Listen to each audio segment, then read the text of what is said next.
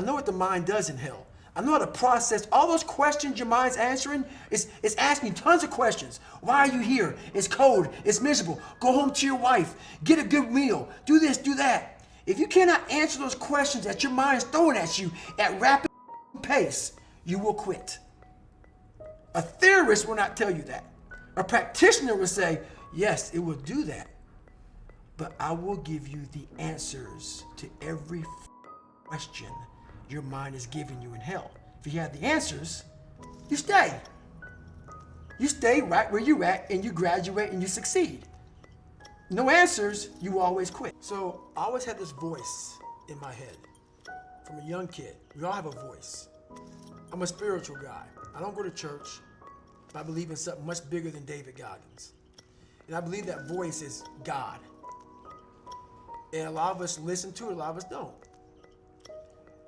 And that voice in me was saying to myself, you're better than this. But I didn't want to go there. Didn't want to deal with that. Didn't want to answer those questions right now. Wasn't ready for that. And there are two Davids. There's David Goggins and there's Goggins. And most of us have this one person.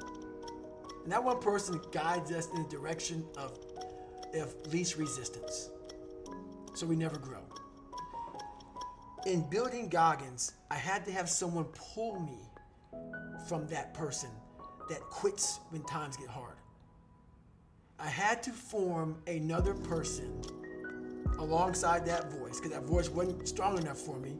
I had to formulate someone that had the reality, the real reality of at the other end of this, there's a big reward.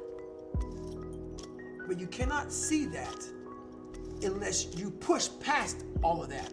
And David Goggins didn't have that. So I realized that I want to see what's on the other side of this mountain. How can I do that? So sitting back, I couldn't just read a book. All these theories weren't going to make me do that. Like I said, once again, it's easy to read a book and get confidence. But once you're in hell, that confidence is gone because now it's you and you. So I had to build me up. I had to be my own person that had all the answers to all these questions. Because I didn't have them. David Goggins didn't have them. All I had was, oh my God, this is getting bad. When I was growing up, they called me, no, I'm not good enough. Oh, this isn't, when I was raised, my dad beat the hell out of me. He said I wasn't gonna be anybody. That's where I used to go.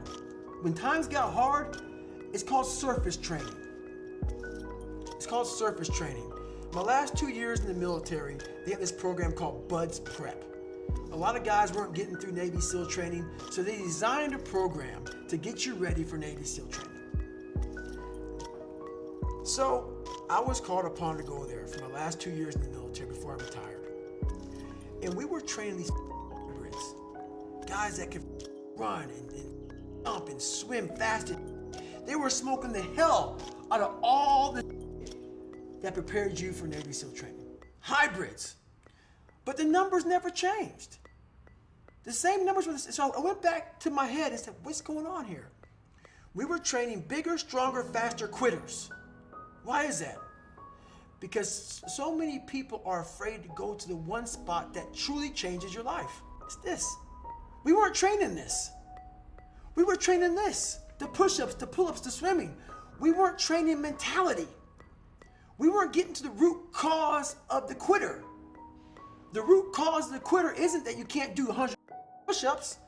You can train anybody to do that. The root cause of the quitter is when you get in hell, you can't process it. It's too much to process because your mind starts going back to the real reality of like, I'm not ready. I'm not good enough. It's not trained. So I started training this, realizing that the only thing that makes me quit is not the muscle fatigue, it's the mental fatigue that makes me quit everything in life. The thing about it, I challenge people to go out there and find it. The feeling you have is endless.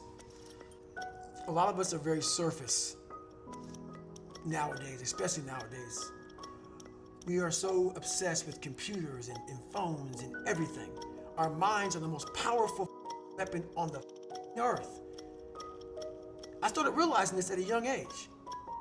But most of us go so far away from it because we're stuck on how many likes did I get? How many this? How many that?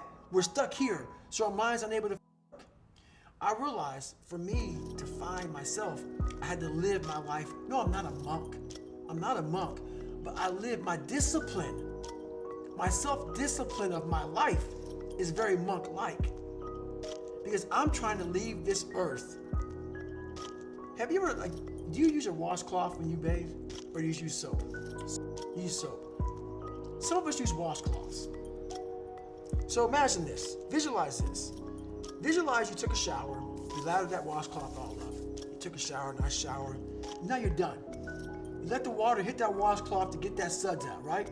Now you're gonna wring that fucker out, right? Nice and tight so it doesn't drip on the floor. That rag that you just were wringing out, I want that to be my soul, my mind. I want there to be nothing left of David Goggins when I'm done.